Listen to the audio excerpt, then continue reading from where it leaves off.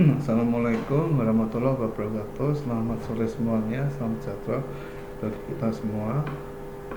Perkuliahan terakhir sebelum UAS, pertemuan ke-15, kita membahas overview dari bahan-bahan setelah UAS OTS ya. Dari mulai pertemuan 8 tentang anggaran pembiayaan tenaga kerja langsung, kemudian anggaran biaya operasional pabrik, anggaran biaya variabel, anggaran piutang, anggaran kas, kemudian anggaran modal atau capital budgeting, dan yang terakhir adalah anggaran laba rugi. Oke. Kita mulai dulu dari review anggaran tenaga kerja langsung ya. Nanti ini bisa keluar ya, misalnya soalnya 20 dari 6 bab ya, berarti 2,5. Misalnya besok bisa keluar pembagian tenaga kerja langsung dan tidak langsung, perbedaannya apa atau pengertiannya apa ya. Kemudian besar kecilnya tergantung dari apa semua ya, kayak ini. Yang tidak langsung mempunyai sifat-sifat apa ya. Gitu kita overview lagi. Nanti yang penting adalah ini ya, struktur anggaran tenaga kerja langsung harus selaras dengan struktur dari rencana laba tahunan ya. Berarti ini kalau yang kita kemarin belajar anggaran laba rugi, ini rencana laba tahunnya di depan ya, berarti bukan yang pos ya, tapi yang selain pos ya. Kemudian ini juga penting ya, kemudian harus memperlihatkan biaya dan tenaga jam kerja tenaga langsung yang direncanakan. Berarti komposisi dari pengendalian biaya tenaga langsung terdiri dari apa aja ya, terdiri dari jam buruh langsung dan DLH dan DLC ya, gitu. Kemudian tahap-tahapan ini dari satu bab itu kemungkinan bisa keluar 2 atau 3 soal ya, atau bahkan 4 soal. Ini juga pasti ada, karena S1 ada namanya akuntansi, itu harus ada contohnya ya. Nanti misalnya contohnya soal ini sama ya, cuma nanti hitungannya saya ganti ya, maka saudara nanti di soal nanti disuruh menghitung tingkat upah rata-rata atau per DLH dan satunya per DLC ya, kayak gini. Itu pasti keluar ya, bisa 1, bisa 2, bisa 3. Kalau yang ini kan produksinya banyak ya, nanti yang bisa yang paling simpel ya, ini dari satu produk ataupun 2 produk ya, golongan. Oke, kemudian ini yang DLC sama DLH pasti keluar ya, gitu. Nanti tinggal di komposisi. Ini yang bab 8 ya. Kemudian yang bab 9 nya anggaran BOP atau biaya operasional pabrik ya. Sebentar.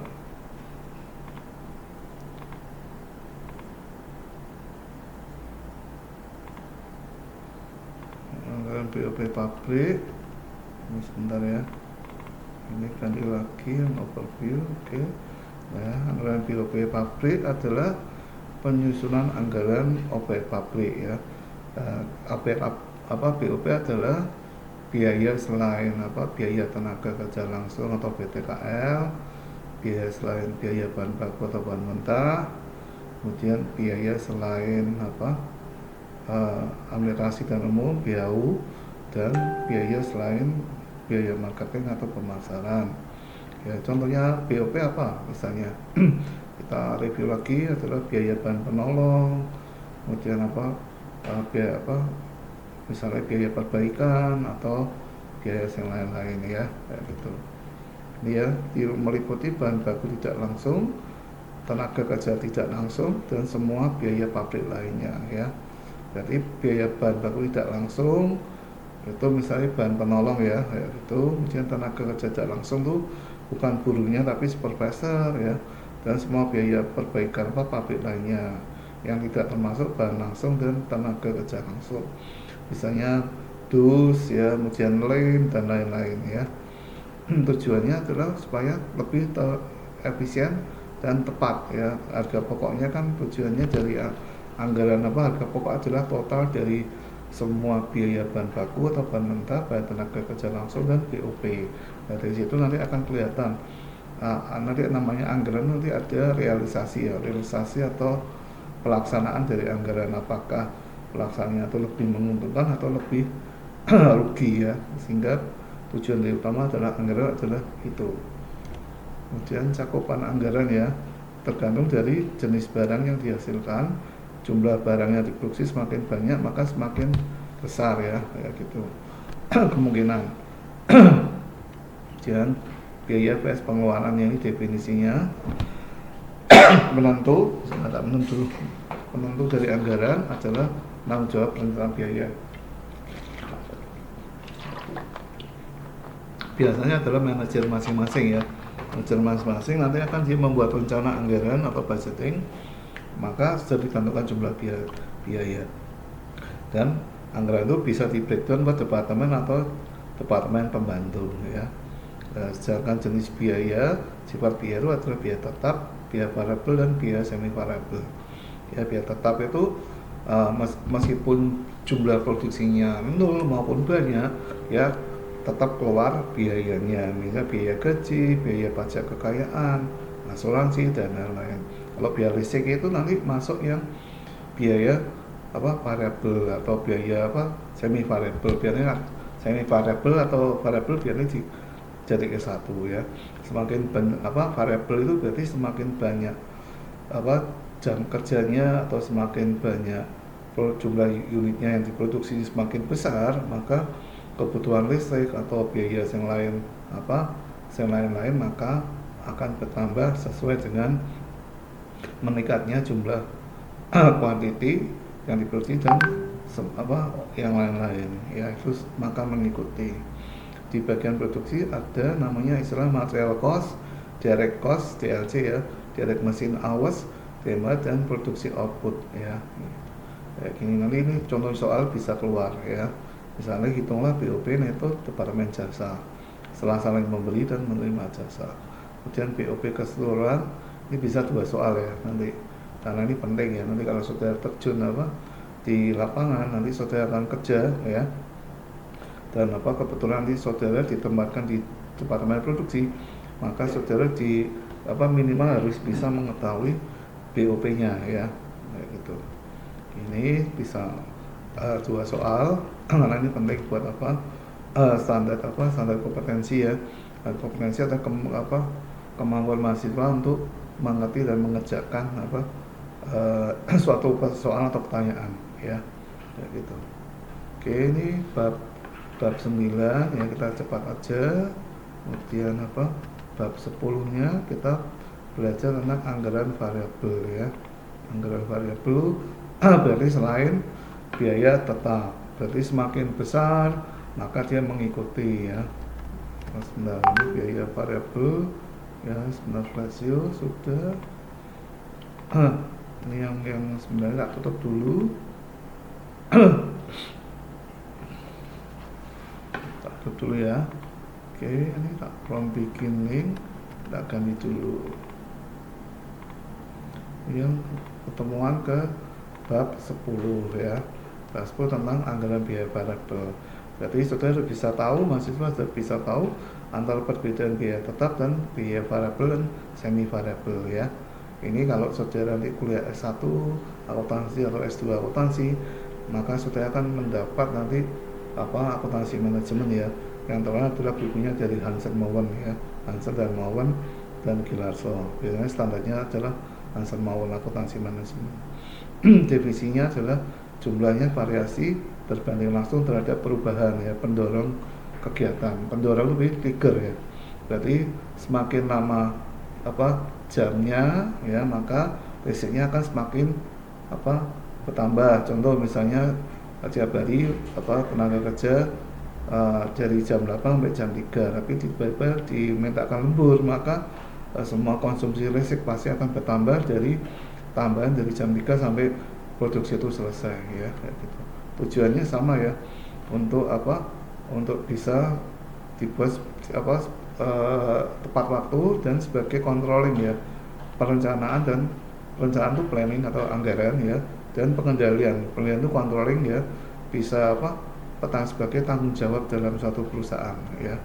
Semua biaya variabel bisa karena apa ya, karena lintasan waktu ya, jamnya bertambah, keluarannya apa, outputnya, produksi yang dibuat apa bertambah, dan atau kombinasi dari waktu dan keluaran atau aktivitas ya. Nanti ini bisa keluar juga ya. Klasifikasinya nanti misalnya besok ada keluar ya, klasifikasi biaya terdiri dari apa, biaya tetap, variabel, semi variabel, atau B biaya tetap dan biaya variabel, C biaya tetap, semi variabel, D semua jawaban apa di atas benar, E semua jawaban salah ya gitu. Simpel, nggak terlalu sulit. Yang nanti paling sulit adalah hitung-hitungannya ya. Nah ya gini ya, ini besok pasti akan keluar, karena ini adalah untuk mengukur saudara bisa menghitung biaya tetap maupun biaya variabel dan biaya semi variabel. Oke, ini sudah pertemuan ke 10 ya. Contoh kayak gini, korelasinya apa ya, ini enggak usah nih, ini terlalu sulit. Nanti pas saudara nanti saya kerja, maka ini bisa dipakai untuk sebagai panduan ya, nah gitu. Ini pertemuan ke 10 ya, sekarang kita masuk ke pertemuan 11 ya. Pertemuan 11 ya, anggaran piutang. Oke, anggaran piutang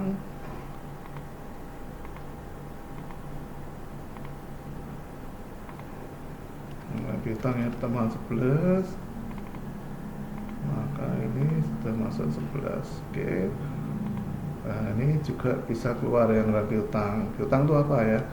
Nah, kalau sudah kerja nanti ada namanya istilah piutang dagang ya, account receivable ya, dan satunya utang dagang atau account payable ya. Itu berbeda ya, dan tidak boleh orang apa secara akuntansi orang piutang dan utang dagang lu apa dua-duanya satu orang ya, itu tidak boleh. Kemudian ada spesialisasi, sehingga tujuan piutang tuh bisa nanti outputnya adalah umur piutang ya, bisa mengetahui secara tepat dari apa, dari customer tuh yang belum bayar tapi sudah mendekati jatuh tempo. Dari situ nanti akan kelihatan piutangnya umur piutangnya di bawah 30 hari, di bawah 60 hari, di bawah 90 hari, atau di atas 3 bulan, atau bahkan di atas 1 tahun, atau bahkan didefinisikan piutang tidak tertagih ya, gitu. Ya, jenis-jenis piutang ini juga pasti ada keluar 2 atau 3 soal ya, contoh kayak gini. Nah, ini pasti keluar ya. Jumlah BDF-nya diperkirakan, ini contoh soal jawabannya yang ini ya. Ya. Nah, setiap soal ada 3 atau 4. Ini pertemuan 11, kemudian kita masuk pertemuan 12, anggaran kas ya. Anggaran kas, kalau dulu sudah ingat-ingat terdiri dari apa? 2 ya. Satu kas masuk dan kas keluar. Sebentar. Monggo ini. Kas masuk dan kas keluar ya, sebentar. Ini kas masuk dan kas keluar. Oke ya, kas masuk dan kas keluar ya. Ya, pendahuluan sama ya. Nanti kira-kira ini juga keluarnya ada nanti pendekatannya ya. Nah, sumber-sumber dari kas itu apa ya? Ya, penambahan terus pengurangannya adalah apa ya? Ya, ini langkah-langkah penyusunan kas ya, sama menyusun anggaran kas, tujuannya apa. Nah, ini soal dan pembahasan pasti besok keluar ya. Nah, kira-kira gitu. Ini pertanyaan sudah selesai. Nah, ini contoh soal ya.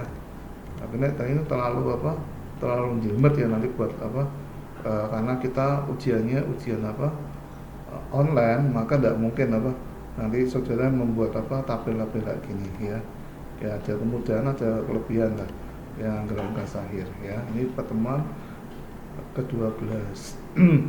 Berarti tinggal 2 lagi ya, kita masuk pertemuan ke-13. Pertemuan 13 dan terakhir nanti pertemuan 14. Setelah itu saudara minggu depan, minggu tenang ya, nanti setelah seminggu lagi akan ujian. Oke, sebentar kita lihat dulu. Ya, ini anggaran pertemuan 13 adalah anggaran modal atau capital budgeting. Modal itu bahasa Inggrisnya capital, budgeting bahasa Indonesianya adalah anggaran, ya. Oke, jadi capital budgeting istilahnya perencanaan, ya, karena anggaran itu perencanaan, ya. Itu capital budgeting adalah kunci dari suatu perusahaan, ya, karena perencanaan yang baik pasti lebih sulit di depan daripada nanti kalau di akhir setelah jalan kita akan mulai planning lagi. Itu salah, ya. Keputusan perencanaan lebih baik di depan, dibuat sedetail mungkin, nanti meskipun ada perubahan nanti baru dievaluasi, ya. Kenapa kok penting? Modal sangat penting. Modal itu kemarin saya ngomong itu adalah uluran, ya. Kalau saudara main layangan, ya, saudara saling adu layangan, satu pakai gelasan, satu pakai gelasan. Dan semakin ulurannya semakin panjang, ya, yang kemungkinan besar yang layangan yang dengan uluran yang paling panjang dia akan lebih bertahan. Contohnya gimana? Kalau saudara mulai punya usaha, saudara pasti kemungkinan banyak itu membutuhkan 3 bulan, ya. 3 bulan pertama, ya. Kemudian 2 bulan pertama itu sudah sepi. Nah, pedagang yang punya cadangan dana yang lebih banyak, dia tidak akan berhenti di bulan kedua, karena kemungkinan calon pembeli itu sudah mengamati, ya, sudah seliweran, ini jualan apa itu di bulan pertama dan kedua, dan kemudian dia akan melihat di bulan ketiga itu mereka baru datang, ya. Dan kalau cadangan kita sedikit, maka pedagang yang tutup di bulan kedua dia akan rugi, karena dia belum misalnya belum mendapat hasil, tapi sudah dananya sudah habis, ya gitu. Ini contohnya, ya, penganggaran modal dan lain-lain, ya. Budgeting sangat penting. Kenapa? Karena kita akan tahu, ya, kapan kita break even point, ya, atau balik modal atau impas, ya. Nah, setelah impas maka pedagang itu atau pabrik itu akan menambah investasi, ya, supaya kebutuhan modalnya meningkat. Nah, contoh aplikasinya gimana? Kalau modal itu, kalau pedagang adalah yang jadi modal utama adalah persediaan barang dagangan. Nah, dengan menambah jumlah barang dagangan yang dijual, maka dia akan butuh modal, ya. Butuh modal supaya supaya untungnya lebih banyak, asal dia sudah minimal break even point atau balik modal dulu, ya. Sangat penting, ya, kayak gini. Nah, caranya ngitung nanti pengambilan keputusannya bisa pakai payback period, net present value, IRR, probability, dan modified IRR, ya. Ini besok bisa keluar 2 atau 3 soal, ya, tentang ini, ya. Ini adalah contohnya, ya. Ini sangat jelas lagi. Nanti ada yang contoh ini, jadi bisa keluar 4 soal, ya.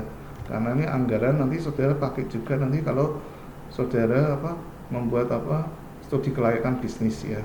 Studi kelayakan bisnis pasti kalau saudara pernah baca koran wirausahaan, pasti ada nanti kalau sudah mau buka misalnya join teh Solo lah, teh kota, ya pasti saudara tanya modalnya berapa toh, ya, dan kapan kira-kira balik modalnya, ya, kayak gitulah, ya. Ini sangat penting sekali, ya. Kemudian returnnya berapa, jadi misalnya saya keluar 10 juta, nanti returnnya setahun itu berapa, ya, berapa persen. Kalau returnnya setahun cuma 3%, ya lebih baik saudara nggak usah ikut usaha itu, dimasukkan ke BPR aja bisa 5-6%, ya, misi di bawah LPS. Intinya gitu, ya.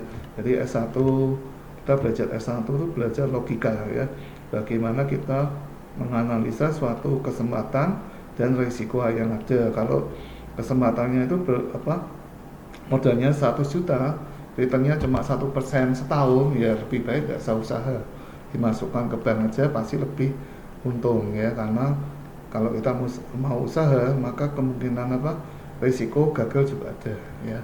Maka kita belajar tentang manajemen keuangan dan adalah anggaran, ya. Ini pertemuan ke-12. Sekarang kita masuk yang pertemuan terakhir ya, anggaran laba rugi ya. Laba rugi sudah, sebentar, taksasio ya, kemudian from beginning, oke ya, sebentar, ini sudah, oke. Nah, gini ya, adalah pertemuan bahan terakhir adalah anggaran laba rugi ya. Kenapa toh anggaran laba rugi sangat penting? Karena untuk memulai usaha kita pasti akan memperhitungkan laba. Kita pengen labanya ditentukan di depan, atau kita mulai usaha dulu dengan planning coba-coba, maka akan diketahui labanya tuh bisa diperkirakan di belakang ya. Tapi ada dua metode ya. Kalau saudara nanti di sini ada dua metode ya, yang namanya POS ya. POS itu post late ya, berarti yang terakhir ya. Tapi selain post itu pasti ada yang priori dan pragmatis. Dan metode a priori adalah metode laba yang ditentukan di depan, sedangkan pragmatis juga di depan, tapi komposisinya variabelnya sedikit berbeda ya, kayak gini. Nanti ini tentang post ya, karena anggarannya di belakang ya, karena kemungkinan perusahaan itu baru berjalan ya, mau uji coba. Setelah tahun pertama dia tahu labanya sekitar ini ya. Nah, ini kalau yang pos itu di belakang itu, breakdownnya harus di depan ya, anggaran penjualan dulu baru mempengaruhi anggaran laba. Tapi kalau yang anggaran selain pos itu anggaran labanya itu di breakdown ya, di breakdown melalui jumlahnya penjualan berapa. Jadi saya mau ingin laba 10M ya, saya harus menetapkan anggaran penjualan saya berapa, terpenuhi apa enggak, nanti anggaran produksinya berapa, kemudian di breakdown lagi biaya bahan baku atau bahan mentah, tenaga kerja langsung, dan BOP, dan anggaran biaya operasional. Operasional itu berarti biaya administrasi dan umum dan biaya marketing ya, kayak gini. Oke, apakah ada pertanyaan? Kalau tidak ada, nanti ini tolong dipelajari ya, nanti besok pasti akan keluar di UAS 2 minggu lagi ya. Nah, sebentar, 2 minggu lagi. Oke, ini bisa keluar juga 2 atau 3 soal ya, kayak gitu. Oke, kalau tidak ada pertanyaan, saya akhiri dulu. Jika ada salah kata selama perkuliahan dari pertemuan 1 sampai 14, saya mohon maaf ya. Kemudian saya juga berharap nanti mahasiswa dari kelas anggaran atau budgeting bisa ilmunya bisa diterapkan dalam sehari-hari ya. Nanti kalau lebih jelasnya, nanti kalau saudara ikut akuntansi biaya dan akuntansi manajemen, nanti akan lebih mendalam lagi ya. Dan saya juga berharap nanti mahasiswa anggaran atau budgeting itu bisa dapat minimal AB lah, atau A. Kemudian banyak yang A, kecuali yang tidak absen ya, saya itu nanti saya pertimbangkan nilainya berapa ya. Nah, gitu saya minta izin pamit. Semoga kita bisa ketemu dalam perkuliahan yang akan datang. Saya izin pamit. Wassalamualaikum warahmatullahi wabarakatuh.